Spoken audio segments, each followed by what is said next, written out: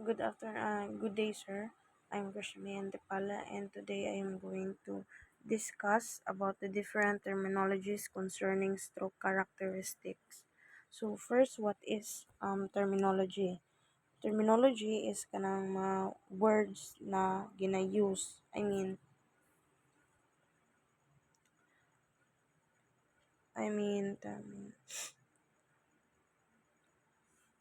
It is a body of terms used with a particular technical application in a subject of study, profession, and etc. So there are 20 stroke characteristics, and these are the arc, arch,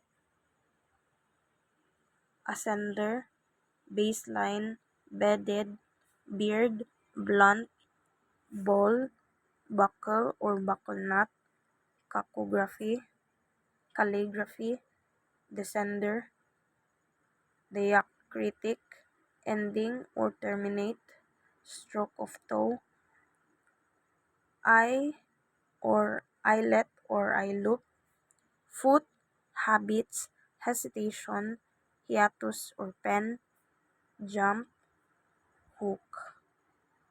So first is the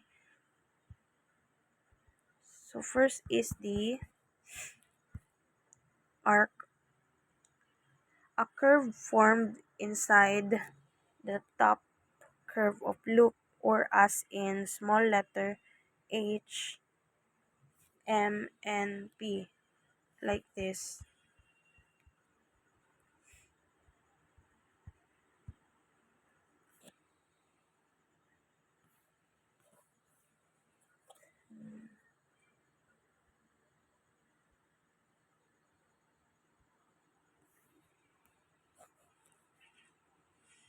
Some, like this.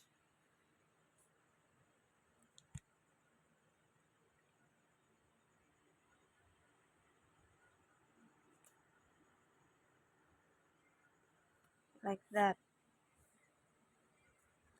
So next is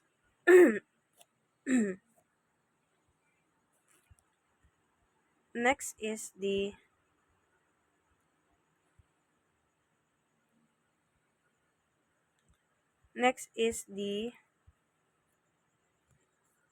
arc. Any arcade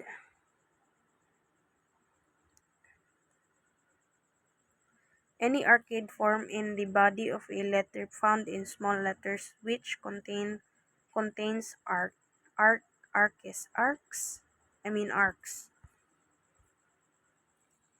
Next is ascender, is the top portion of a letter or upper loop. Next is baseline. Maybe actually on a ruled paper it might be imaginary alignment of writing.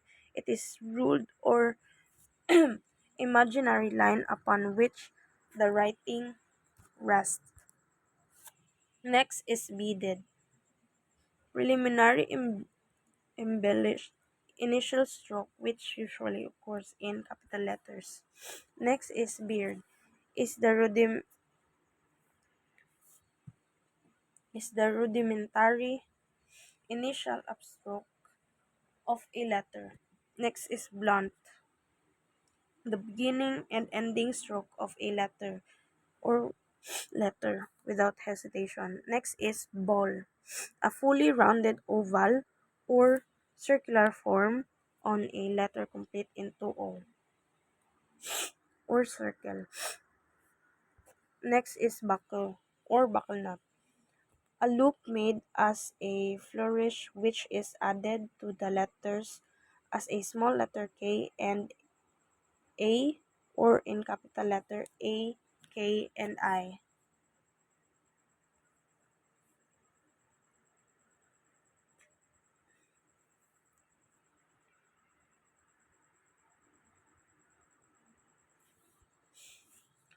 Next is cacography, a bad writing.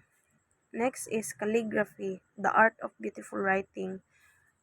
Familiar naman familiar naman ta na calligraphy, it is usually used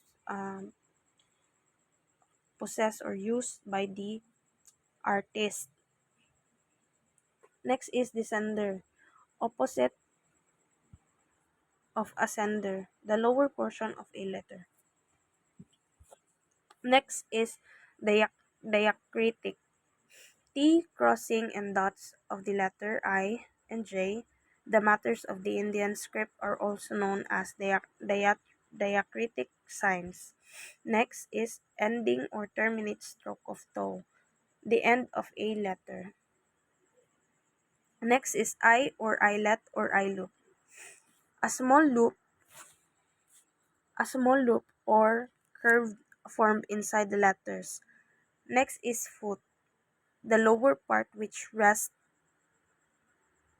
on the baseline. Next is habits, any repeated elements or details which may serve to individuals' writing.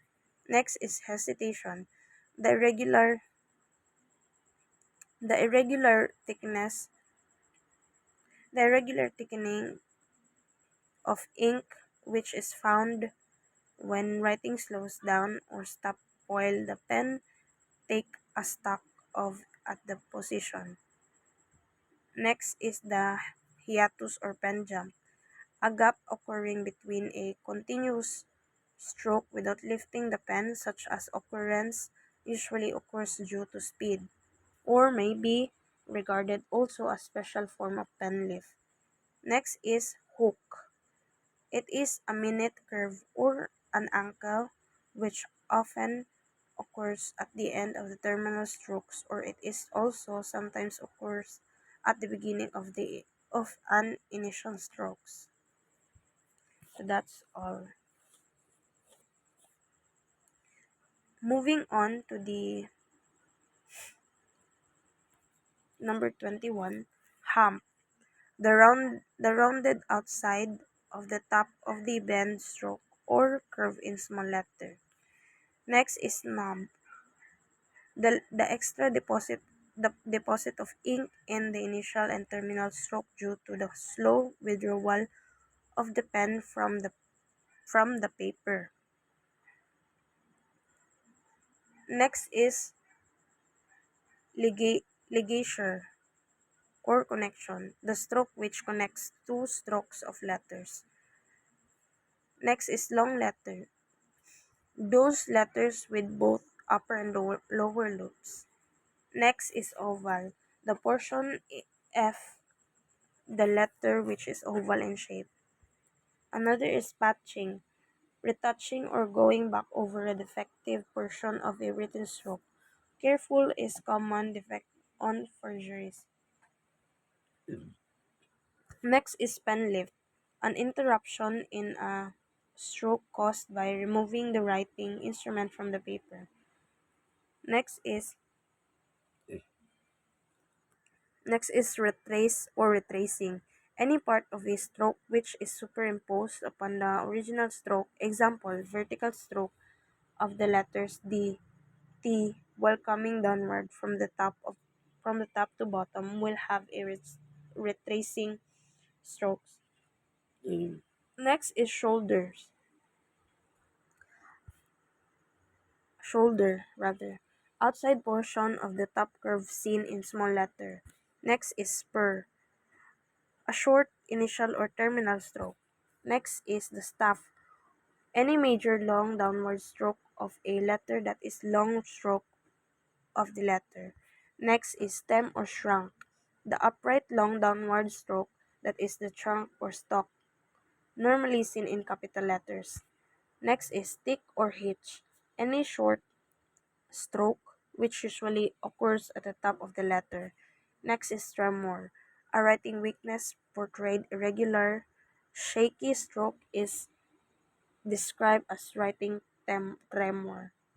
Next is swirl, the long upward stroke of the ascender. Next is bulbs, a small circular enclosures. Next is feathering, spreading of ink in the paper. And lastly, graduated or explosive shading. When the shading in a letter gradually increases or decreases, it is called shading. If it is irregular, it is called explosive shading. That's all.